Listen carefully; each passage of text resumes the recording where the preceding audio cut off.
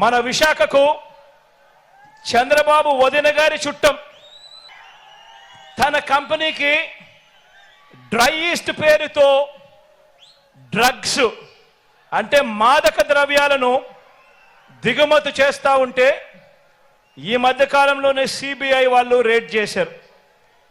ఈ రేడ్ జరిగింది అని చెప్పి తెలిసిన వెంటనే క్షణాల్లోనే ఎల్లో బ్రదర్స్ అందరూ కూడా ఉలిక్కిపడ్డారు.